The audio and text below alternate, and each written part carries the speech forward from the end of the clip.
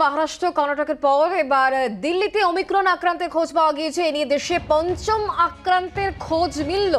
Tanzania থেকে ফিরছিলেন এক ব্যক্তি, নমুনা পরীক্ষার পর তার করোনা পজিটিভ আসে বলে খবর পাওয়া যাচ্ছে। সন্দেহভাজন হওয়ায় তাকে আইসোলেশনে রাখা হয়। জ্যোতির্ময় কর্মকার আমাদের প্রতিনিধি রয়েছেন টেলিফোন লাইনে। জ্যোতির্ময়, কি খবর পাচ্ছ বিষয়? দেখো, এই ব্যক্তি 37 বছর বয়স এবং ইনি তানজানিয়া থেকে ফিরেছিলেন এবং কোভিড পজিটিভ হওয়ার পরেই তাকে এলএনজেপি হসপিটালে ভর্তি করা হয় এবং যে স্ট্যান্ডার্ড অপারেটিং প্রসিডিওর অর্থাৎ তার স্যাম্পেল পাঠানো হয়েছিল জেনোম সিকোয়েন্সিং এর জন্য এবং যে রিপোর্ট এসেছে তাতে দিল্লির প্রথম ব্যক্তি হিসেবে এই ব্যক্তি চিহ্নিত হয়েছেন, যিনি অমিক্রন আক্রান্ত হিসেবে দিল্লি সরকারের তরফ থেকে ঘোষণা করা হয়েছে।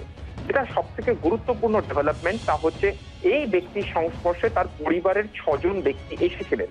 ইতিমধ্যেই তাদেরকেও খবর দেওয়া হয়েছে এবং তাদেরকে সরকারের তরফ থেকে আইসোলেট করা হয়েছে এবং তার পাশাপাশি সেই ফ্লাইটে যারা ছিলেন, অর্থাৎ যে ফ্লাইটে তিনি এসেছিলেন সেই ফ্লাইটের অন্যান্য যাত্রীরা তাদের রিপোর্ট আপাতভাবে নেগেটিভ আসার পরেও এখনো পর্যন্ত তাদেরকে নতুন করে আবার কন্ট্যাক্ট করা হচ্ছে, তাদের নতুন করে আবারও টেস্টিং হবে। যে বিষয়টি গুরুত্বপূর্ণ এই মুহূর্তে তা হচ্ছে এলএনজেপি হসপিটাল দিল্লির একমাত্র ডেজিগনেটেড হসপিটাল অমিক্রনের চিকিৎসার জন্য। যে সমস্ত পেশেন্টরা, যে সমস্ত ব্যক্তিরা তারা ইন্টারন্যাশনাল এয়ারপোর্ট ফ্লাইটে আসছেন এবং যদি দিল্লিতে আসার পর তাদের কোভিড পজিটিভ হয় তাহলে তাদের ভর্তি করা হচ্ছে এই এলএনজেপি হসপিটালে। এখানে শুধুমাত্র ওমিক্রনের চিকিৎসার জন্য 40 ওয়ার্ডের একটা ডেজিগনেটেড ওয়ার্ড তৈরি করা হয়েছে, যেখানে শুধুমাত্র ওমিক্রনের ট্রিটমেন্ট হবে। আপাতভাবে একটি আইসোলেশন ওয়ার্ডে প্রত্যেক কোভিড পজিটিভকে রাখা হচ্ছে। দিল্লির যে পরিসংখ্যান উঠে আসছে তাতে গত বৃহস্পতিবার পর্যন্ত মোট 8 জন পজিটিভ ছিলেন। দিল্লির যে পরিসংখ্যান উঠে আসছে তাতে গত বৃহস্পতিবার পর্যন্ত মোট 8 জন পজিটিভ ছিলেন এবং শুক্রবার আরো 4 জন কোভিড পজিটিভ হয়। এই 12 জনের স্যাম্পেল এখনো পর্যন্ত অমিক্রনের টেস্টিং এর জন্য পাঠানো হয়েছিল এবং সেই রিপোর্ট থেকেই দেখা গিয়েছে যে একজন এখনো পর্যন্ত পজিটিভ হয়েছে। কিন্তু যেটা গুরুত্বপূর্ণ, গতকাল এবং আজ সকাল থেকে আরো 5 জন নতুন করে কোভিড পজিটিভ হয়ে এলএনজেপি হসপিটালে ভর্তি হয়েছে এবং মোট 17 জন এই মুহূর্তে কোভিড পজিটিভ পেশেন্ট যারা দিল্লির এয়ারপোর্টে এসে পৌঁছেছেন।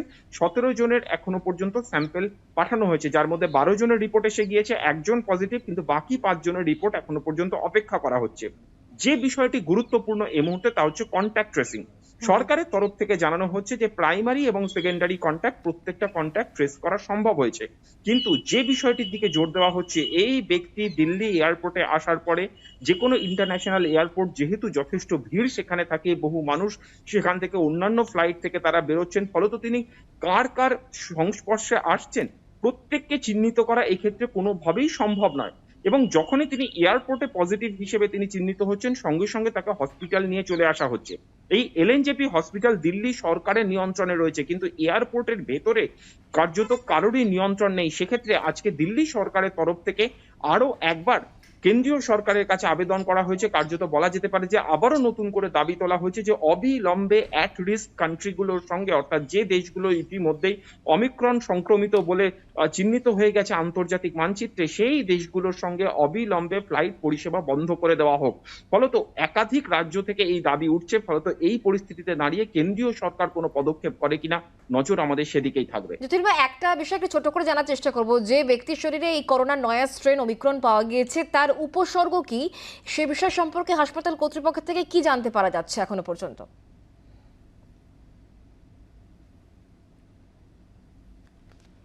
দেখো, কিছুক্ষণ আগেই এলএনজেপি সুপারের সঙ্গে যখন যোগাযোগ করা হচ্ছিল, তিনি যে কথা জানাচ্ছেন যে 17 জন ভর্তি রয়েছে সেই 17 জনের কারোরই অবস্থায় কোনো রকম কোনো উদ্বেগজনক কোনো রকম সিমটম নেই। মাইল্ড সিমটম প্রত্যেকেরই রয়েছে। এই ব্যক্তির ক্ষেত্রেও এখনো পর্যন্ত কোনো গুরুত্বপূর্ণ সিমটম অর্থাৎ কনসার্ন রয়েছে এরকম কোনো সিমটম এখনো পর্যন্ত পাওয়া যায়নি। মাইল্ড ফিভার রয়েছে, অর্থাৎ সামান্য জ্বর ছাড়া এখনো পর্যন্ত কোনো ধরনেরই কোনো সিমটম যেটা চিন্তার কারণ হতে পারে, এই ধরনের কোনো সিমটম কোনো ওমিক্রন আক্রান্ত পেশেন্ট অর্থাৎ দেশের মধ্যে এখনো পর্যন্ত 5 জন কারোরই নেই। এবং দিল্লিতে যিনি 37 বছরের ব্যক্তি, যিনি তানজানিয়া থেকে ফিরেছেন, তার ক্ষেত্রেও এখনো পর্যন্ত কোনো গুরুত্বপূর্ণ বা উদ্বেগজনক কোনো সিমটম নেই বলে ডাক চিকিৎসকরা জানাচ্ছেন। জ্যোতির্ময়, আপাতত অনেক ধন্যবাদ আমাদের সঙ্গে সরাসরি থাকার জন্য। জ্যোতির্ময় কর্মকার আমাদের দিল্লি প্রতিনিধি আমাদের সঙ্গে ছিলেন সরাসরি। ওমিক্রন নিয়ে উদ্বিগ্ন স্বাস্থ্য মন্ত্রক। ইতিমধ্যেই দিল্লির ক্ষেত্রে যেহেতু এক ব্যক্তি তিনি তানজানিয়া ফেরত এবং তার শরীরে করোনার এই নয়া স্ট্রেন ধরা পড়েছে।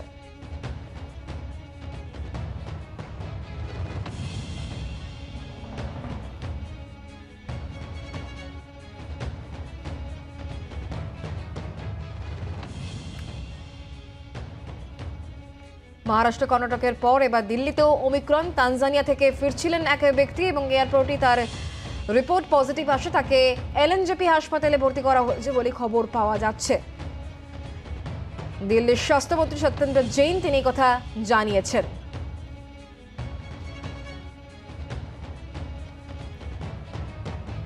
আমরা এই নিয়ে কথা বলেছিলাম বিশিষ্ট চিকিৎসকদের সঙ্গে, তারা কি বলছেন তাদের প্রতিক্রিয়া জানাবো।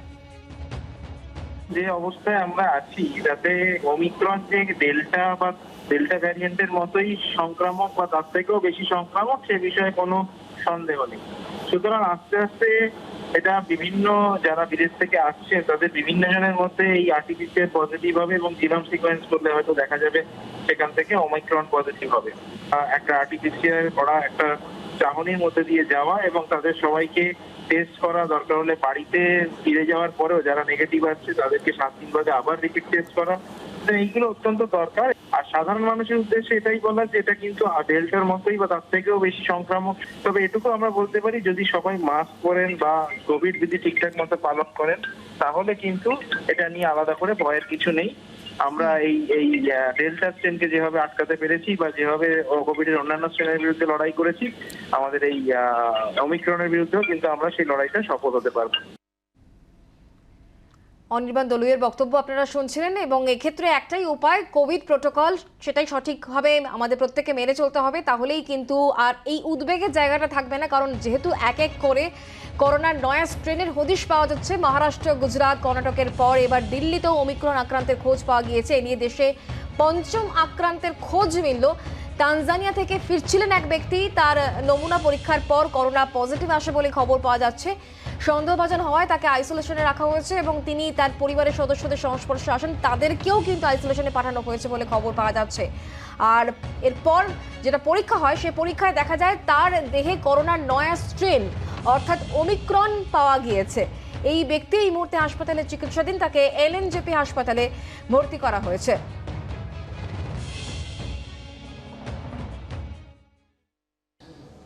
तो 17 जो पॉजिटिव हैं उसमें जीनोम सीक्वेंसिंग कराई गई, तो अभी तक 12 लोगों की जीनोम सीक्वेंसिंग की हो चुकी है और एक उसमें से जो है ओमिक्रॉन का पेशेंट लगता है कि जो तंजानिया से आया है, तो उसके प्रिलिमिनरी रिपोर्ट के अंदर वो पॉजिटिव हैं ओमिक्रॉन से।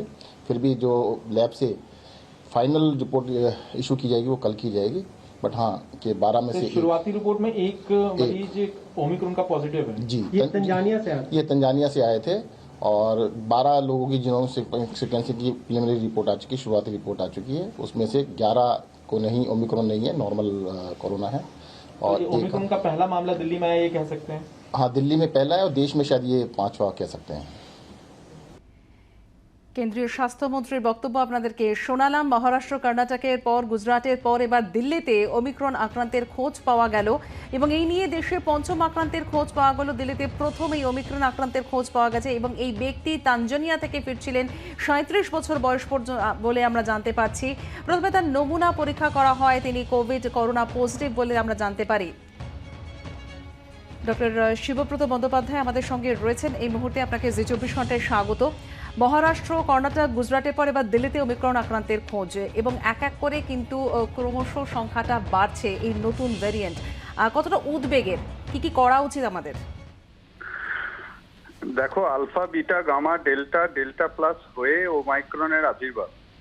ওমাইক্রনের যেটা লক্ষ্য করা যাচ্ছে বিশেষ বৈশিষ্ট্য, এর মারণ ক্ষমতা হয়তো অতটা সাংঘাতিক নয় বা ভয়াবহতা হয়তো অত সাংঘাতিক নয়, কিন্তু এর সংক্রমণ ক্ষমতা প্রায় 6 গুণ বেশি অন্যান্য ভ্যারিয়েন্টের তুলনায়। এর সঙ্গে কিছু কিছু জিনিস লক্ষ্য করা যাচ্ছে যে শিশুদের মধ্যে সংক্রমণের সম্ভাবনাও ওমাইক্রনের মধ্যে রয়েছে। এটার মধ্যে কোনো অস্বাভাবিকত্ব নেই যে যদিও সাউথ আফ্রিকাতে এর 9 নভেম্বর জন্ম এবং হুতে রিপোর্টিং 24 এবং 26-এ তাকে ভিওসি হিসাবে ঘোষণা করা, কিন্তু এটা সারা পৃথিবীতেই ছড়িয়ে পড়ার কথা এবং 38টা দেশে অলরেডি ওমাইক্রন পাওয়া গেছে। আজ সকাল অবধি সংবাদপত্রে যা ছিল ভারতবর্ষে 4টে, এখন তোমাদের কাছ থেকে জানতে পারছি আরো আস্তে আস্তে বাড়ছে এবং এটাই স্বাভাবিক। তো আমাদের সাবধানতা যেরকম ভাবে অবলম্বন করার কথা সেটা করতে হবে এবং টিকাকরণ চালিয়ে যেতে হবে। যদিও ওমাইক্রন কিছু কিছু ক্ষেত্রে টিকাকরণকে ফাঁকি দিচ্ছে, কিন্তু ভয়াবহতাটা সেই আকার নেওয়ার কথা নয়। অনেক ধন্যবাদ। চিকিৎসক শিবব্রত বন্দ্যোপাধ্যায় আমাদের সঙ্গে ছিলেন এতক্ষণ টেলিফোন লাইনে। ওমিক্রন উদ্বেগে এ রাজ্যেও কিন্তু সতর্কতা জারি করা হয়েছে। বিদেশ থেকে ফেরত আসা সমস্ত যাত্রীরই করোনা পরীক্ষা করা হচ্ছে। যতক্ষণ না রিপোর্ট আসছে ততক্ষণ পর্যন্ত CNCI রাজারহাটে তাদেরকে রাখা হচ্ছে। এই নিয়ে কথা বলবো। মৈত্রী ভট্টাচার্য আমাদের প্রতিনিধি আমাদের সঙ্গে রয়েছে। ক্রমশ কিন্তু ওমিক্রন উদ্বেগ বাড়ছে মৈত্রী, সেই জায়গা থেকে রাজ্যের ক্ষেত্রে কি ধরনের সতর্কতা এই মুহূর্তে নেওয়া হচ্ছে?